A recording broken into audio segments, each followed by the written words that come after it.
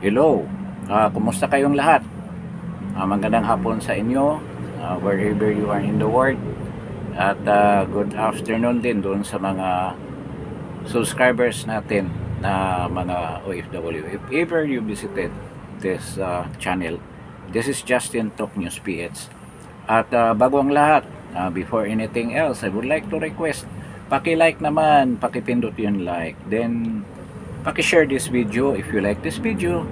Share this video to your friends. And most of all is to subscribe. Doon sa mga bagong nanonood dito sa channel na ito, Justin Talk News Page, paki-subscribe naman kahit isa-isa lang para naman medyo tumaas ng konti yung number of subscribers natin. But most importantly, paki-pindot yung like. Okay? Then kung you can also press the notification bell para anytime na meron tayong bagong broadcast or episode, you will be easily notified. So this afternoon, meron tayong pag-usapan itong sinasabi ni VP Inday Sara dito sa last speech niya diyan sa Pampanga sa LGBTQI+ yata ito na program, which is also sponsored by the OBP. At nandoon sa event na yon sa Pampanga si former President Gloria Arroyo, kasi lugar niya yan eh. So at tandaan natin, dati sila magkasama sa lakas. At until now, malakas ang support ni GMA kay VP Inday Sara. So ano bang pag-usapan natin? Unang-una, pag-usapan natin itong comment ni VP Inday Sara tungkol kay Claire Castro, yung 80-80. I-explain natin kung ano bang talagang ibig sabihin yan. Bakit sinabi ni VP Inday Sara yan kay Claire Castro. And then, meron din akong rejoinder dyan. Kasi may sinabi si Inday with regards to the government officials na mga appointed ni PBBM. So, kasama dyan sa comment na yan, yung sinasabi niya na intellectually challenged. So, kung narinig niya yung speech niya, i-expound natin yung ibig niyang sabihin. Ngayon, ang pinaka-importante nating pag-usapan, ang susunod natin na topic, aside dyan sa kaso sa pangyayari dyan kay Claire Castro, sa bardagulan ni Claire Castro, pag-usapan natin itong regarding sa political scapegoating. Yan ang una nating susunod natin na topic. Ang una nating i-take up itong regards nga sa 80-80 kay Claire Castro, kasi tinanong ng isang reporter kung anong comment ni VP Inday Sara. Kasi sabi ni Claire Castro na dapat mag-explain si VP Inday Sara kung official trip yung ginawa ni VP Inday Sara nung nagpunta siya sa Australia. At dapat daw sabihin niya sa bayan at ipaliwanag kung anong ibig sabihin. At of course, doon daw sa accountability with regards to the expenses na ginamit ni VP Inday Sara. Kaya nainis si VP Inday Sara, nagbuntong hininga dahil nung nandoon siya sa Australia, the same question was asked at sinabi niya na this is a personal trip, but despite na ito ay personal trip, gumagawa pa rin siya ng kanyang duties and responsibilities as a Vice President by talking development matters, mga matters that concern about the interest of the OFWs, mga migrants na Pilipino na nasa Australia. Kaya hindi maintindihan ni Claire, Auntie Claire, kung anong ibig sabihin ng personal trip, personal visit, o personal purpose na pagpunta niya sa Australia. Kung personal yan, siyempre nakalib si VP Inday Sara niyan.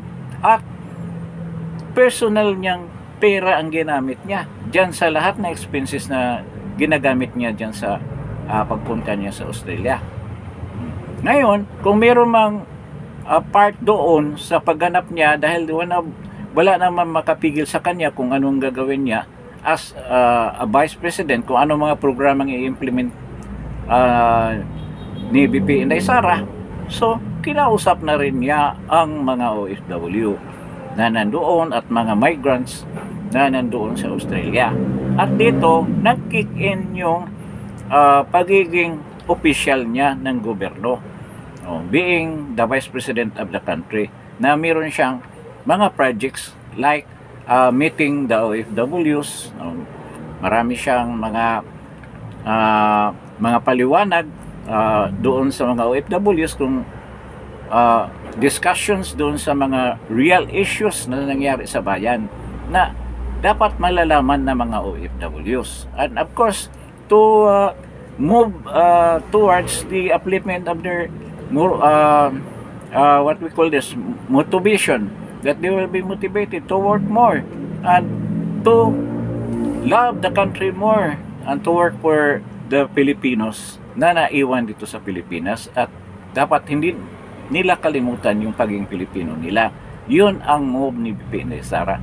Kaya na-mention niya yung 80-80 na intellectually challenged kasi hindi alam ni Claire Castro na ganyan yun. Pag personal na lakad yan, personal na trip mo yan, lahat na expenses niyan sa iyo. Mabuti na nga hindi siya nagbakasyon totally. Sinama pa niya yung, hindi niya kalimutan yung responsibility niya as the Vice President. Kaya yun ang nangyari, na meron siyang other functions. Kaya lagi niyang sinasabi na mag-uniform ako kahit malamig yung environment doon, na dapat talaga siya mag-jacket, pero pinilit niya na magsuot ng kanyang uniform dahil ang ginawa niya is an official duty. O gano'n ang ibig sabihin yan. Pero yung expenses niya doon, siya ang nagbabayad. Bakit sasabihin mo na kung naka-leave ka, hindi ka na dapat mag-explain in public kung anong ginagawa mo dahil personal naman ang trip mo. But dahil nga nagmamalasakit siya, ginawa pa rin niya ang pagiging Vice President. So ibig sabihin, walang pera na nilabas ang kaban ng bayan, ang gobyerno doon sa biyahe niya. Siya ang nag-shoulder ng lahat na gastusin ng mga tao niya. Despite the fact na may pundo sila, hindi nila ginamit niyan for their personal, for a personal purpose. But still, they comply their function as an office of the Vice President by informing the OFWs with matters that are very important na dapat nilang malaman kung sa mga updates, political and other updates na nangyari dito sa Pilipinas. So ganyan yan. Kaya nga lumabas sa bibig ni Inday Sara na 80-80 ito si Claire Castro. Clear nga yung utak niyan clear. Walang laman ang utak. Kaya sinabi ni BP Inday Sara na intellectually challenged. Para sa akin, hindi intellectually challenged Si Claire Castro ay intellectually impaired. Intellectually impaired yan. Kaya ganyan yan. So, ito, pinipick up ng mga dilawan, pinipick up ng mga mainstream media kasi ito yung topic na gusto nila hindi pa nila narinig kay BP Inday Sara. At ngayon, going towards the 2028 election, you will be watching more about this. You will be witnessing more kung ano ba talaga si BP Inday Sara. Makikita nyo na the fighter inside the heart of Inday Sara. Hindi yan basta-basta nyo pa-discourage or whatever na mag-back down yan sa mga challenges na ginagawa nyo, ang paninira na ginawa nyo kay Inday Sara. This time, magsasalita na yan. Okay. So, meron ding sinabi si Claire Castro na si BP Inday Sara ay pro-China. Tinanong lang kayo kung ano bang position nyo with regards to the foreign policy ng presidente. Ang sagot mo, dahil nga sinabi ni BP Inday Sara, anong gamit ng mga missile? nag-instigate lang kayo ng gulo. Na instead na alam naman ninyo magagalit ang China upon knowing na mayroong mga missile dito sa mga EDCA sites natin kasi wala namang ibang patungkulan dyan. There will be no other purpose but to threaten China na meron tayong missile. O bakit? Sabi ni VP Sara, ba't magtatago tayo sa saya ng Amerika? No? Kung yung nasa konstitusyon natin na kailangan magkaroon tayo na always independent foreign policy, na hindi tayo kakampi sa isang bansa, malakas man o hindi. No? We should propagate the Filipino culture, independence of the Filipino people, na magkaroon tayo ng sariling soberenya, at sa pamamagitan yan ay nasa gitna tayo sa lahat ng mga ongoing conflict na mangyayari pa, at hindi tayo kakampi sa isang side. Yan ang point ni BP Inday Sara, at yan ang tanong kung ano ba ang polisiya ni BBM with regards to the treatment of this issue, kung saan ba tayo, kung independent ba tayo o kumampi tayo sa iba. So we're not following what is stated in our constitution. Kailangan i-realize natin, gagampanan natin ang pagiging independent, ang independent foreign policy na hindi naman ginagawa ni PBBM dahil kumampi siya sa US, which is detrimental to our security. Kasi in case magkagulo, tayo talaga matamaan yan, hindi ang US. Kasi nandito sila. So that will be a proxy war like what had happened in Ukraine. Proxy war yan. Or to the Palestinian and the Lebanese na Hezbollah at Hamas. At yung mga Houthis sa Yemen. Ganyan ang mangyayari sa atin kung magkaroon ng kaguluhan dito sa area ng Asia, dito sa country natin, dyan sa West Philippine Sea o dyan sa South China Sea. So yun ang ibig sabihin ni BP Inday Sara. Bakit hindi nyo yan sagutin? Claire Castro, hindi magparatang mo ng pro-China. Sinabihan na kayo noon kasi hindi sumasagot si BP Inday Sara. Isa sa mga nag-i-instigate niyan laging nagsasabi niyan si Risa Hontiveros. Ngayon sinagot na niya BP Inday Sara yung mga pinaratang niyo sa kanya sa matagal na panahon. Sagutin niyo muna yung tanong na yan, kung nasaan ba tayo, kung ano bang sinusunod natin na pulisya with regards to foreign relations natin sa ibang bansa, kung independent ba yung foreign policy natin or hindi. Pero sa tingin ko hindi, dahil kumampi tayo sa US at tinaboy natin ang China, which is our biggest economic partner, biggest economic contributor dito sa mga development para sa Pilipinas, na ngayon ay unti-unti nang nawala dahil nga kinalabatin natin ang China. Nakakatawa dahil ang US is trying to develop a good economic relation with China. Diyan sa tariff, pa sila, nag-uusap pa sila dyan kung ano ba talagang tamang tariff. Tapos tayo, kakalaban natin frontally ang China. Walang mangyari sa atin dyan. In all aspect, whether economic, cultural, or any other military aspect, wala. Hindi tayo mananalo dyan. Lagi tayong talo kung ganyan ang diplomatic ties natin na ipapakita sa China. We should be in the middle. Yun ang importante. At yan din ang polisiya ni President Duterte. Kaya maraming nag-invest dito sa Pilipinas. Mostly mga big Chinese and the government of China itself. Dito nagpunta para mag-invest. Which is happening right now in all countries here in Asia. Tingnan mo yung development ng Malaysia, ng Thailand, ng Indonesia. nakikita mo ang development. Naiiwan na ang Pilipinas, especially ang Vietnam right now. No? So makita mo naman sa napakabaliktaran ang pulisya ng Vietnam kaysa pulisya natin. Sa Vietnam, no military bases, no military ties. Yun ang gusto nilang ang ini-implement nila na foreign policy. No military ties, no military bases. Yun ang gusto nila. No military intervention. Gusto nila independent talaga sila. So yun ang maganda, kabaliktaran na nangyari sa Pilipinas. Despite the fact na talaga sila under sa China noon. Ayaw nila makialam ang China dyan. Kaya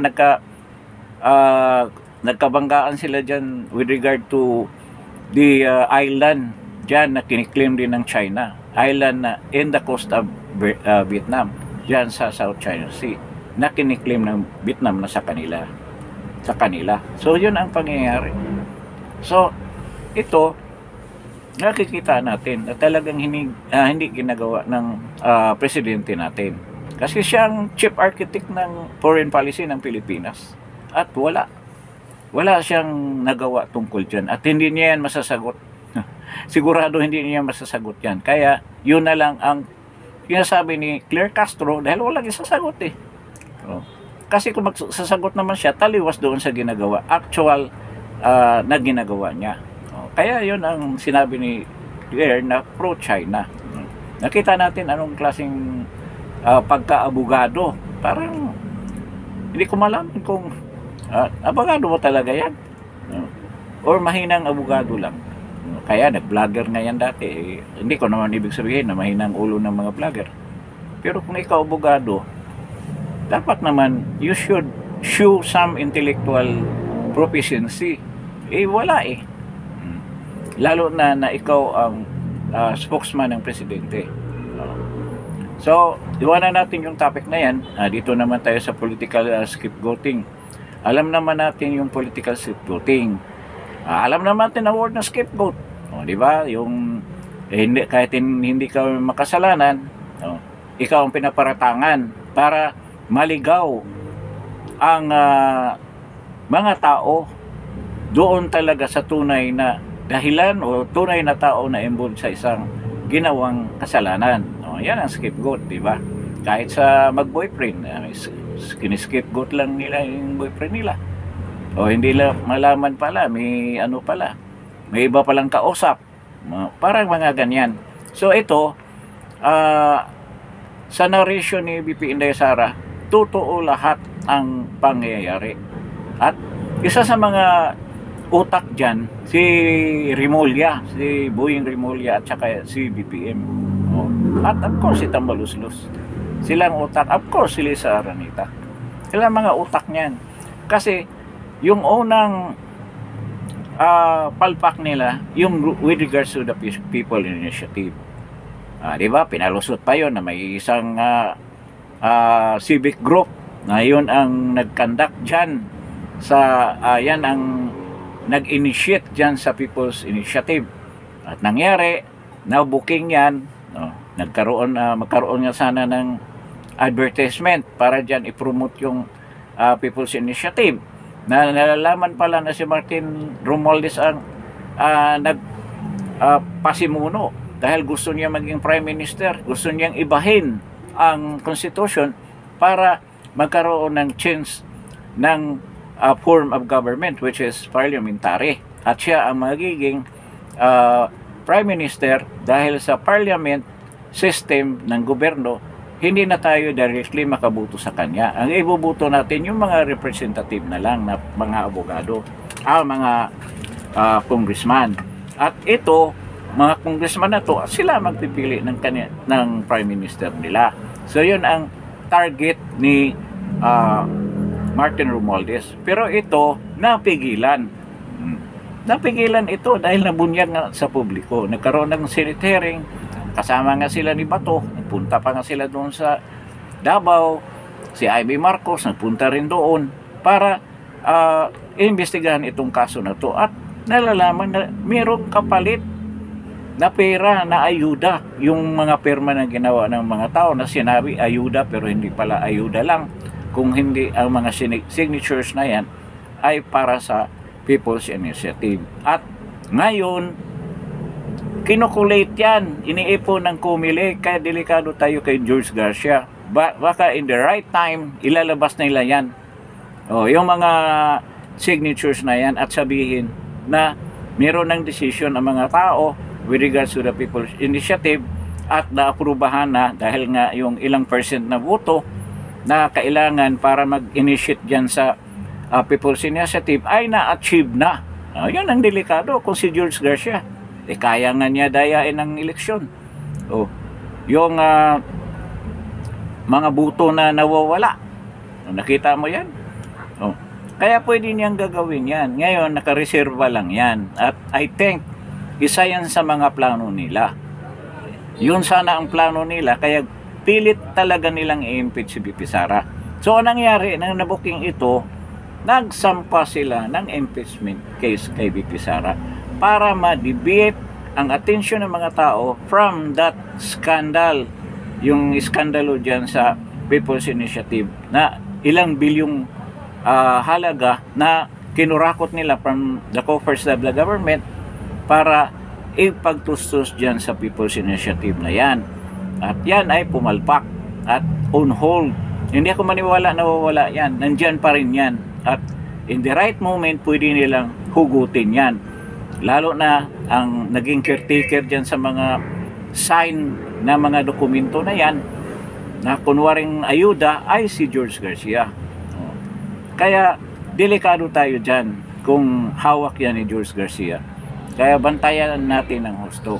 So, nang ilinabas yung People's Initiative para mawala ang atensyon ng mga tao, sinampa nila yung impeachment case until pinail niya yung impeachment case laban kay BP Inday Sara.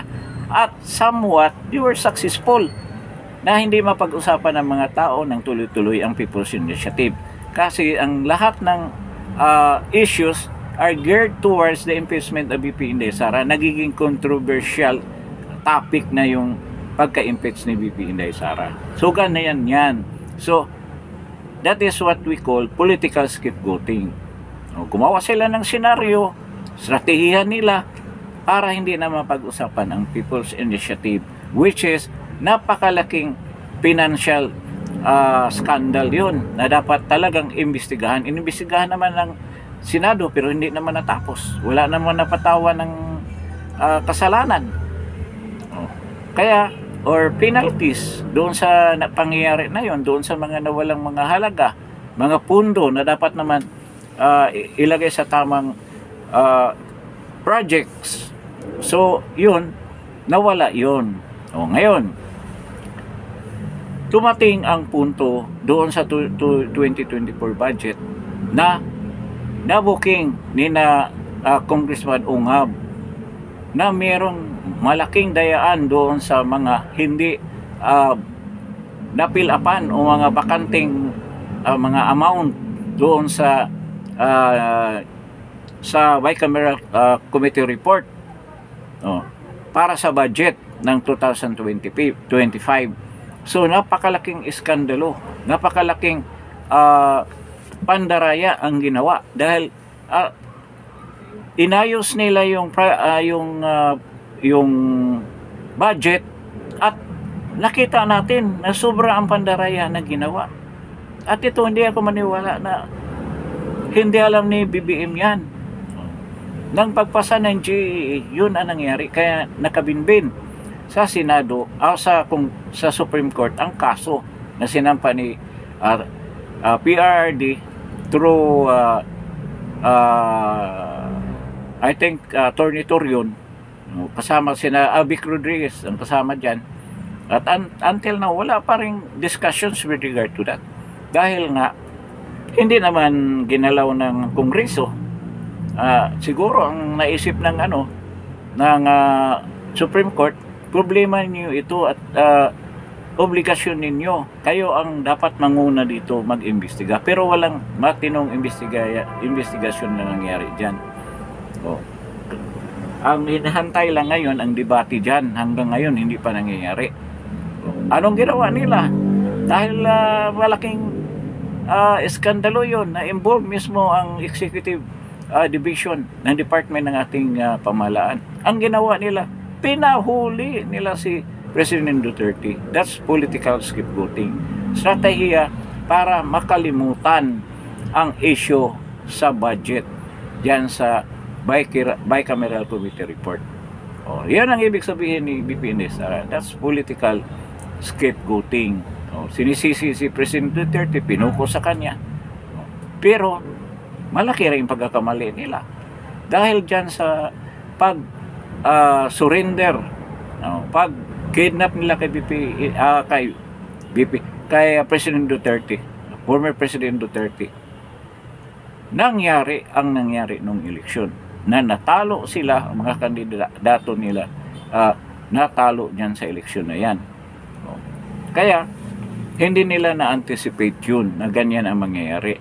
So talagang gusto lang nila mabura ang issue at ang mga tao ay hindi makapag discuss more on the topic at makapagreklamo ng gusto dahil nga tinabunan ng napaka-serious na topic, which is itong pagkakidnap ni President Duterte, which had really happened. Yan talaga ang nangyari.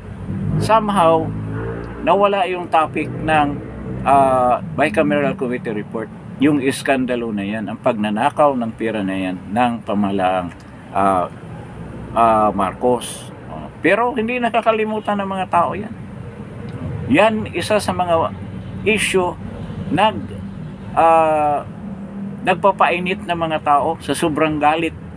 Lalong sinisilaban ang kanilang galit dyan sa administrasyon ni BBM. Kaya natalo sila sa nakaraang eleksyon. So, nandito na tayo ngayon sa sa panahon na to. And still, they're finding other ways para ma-deviate naman ang mga issues na yan, other issues with regards dito sa kahirapan, with regards to the inflation, with regards to sa presyo ng bigas, at lahat pang mga kabalastugan na ginawa ng gobyernong ito. Gusto nilang walain yan.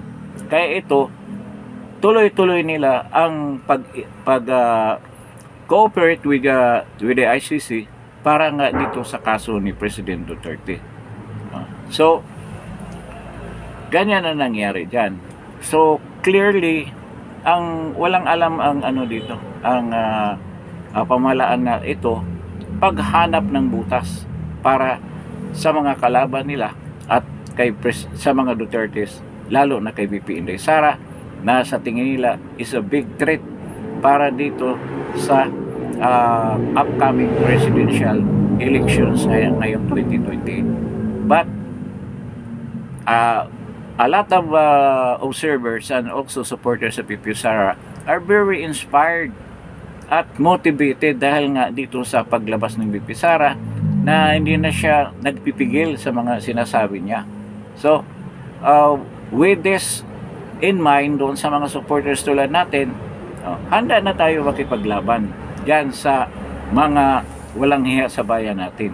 At ito ang mga dilawan, ang mga loyalista, mga komunista, at itong mga oligarko at mismong pamahalaan natin na ito ngayon, dahil lahat ng ginagawa nila, sama-sama sila para siraan ang mga kalaban nila at ang mga Duterte, particularly si BP Inday-Sara. So makikita natin na talagang that is a showcase of political scapegoating. Talagang ginawa nila yan, at yan ay nakikita ko na strategiya yan ng mga dilawan, kasi yan ang style ni Noy Noy laging sinisisi yung kalaban. Noong nakaraang administrasyon kay Noynoy Aquino, yun ang sinasabi. Laging sinisisi si Gloria, yung the past president. Yan lagi ang style nila, at ito rin ang ginagawa ngayon ng administrasyon na to.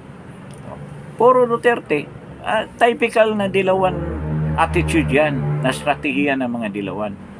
laging sinisisi yung nakaraang administrasyon. At yan din ang strategiya ng mga komunista. Laging sinisisi, laging dinidiin na hindi ito namin kasalanan.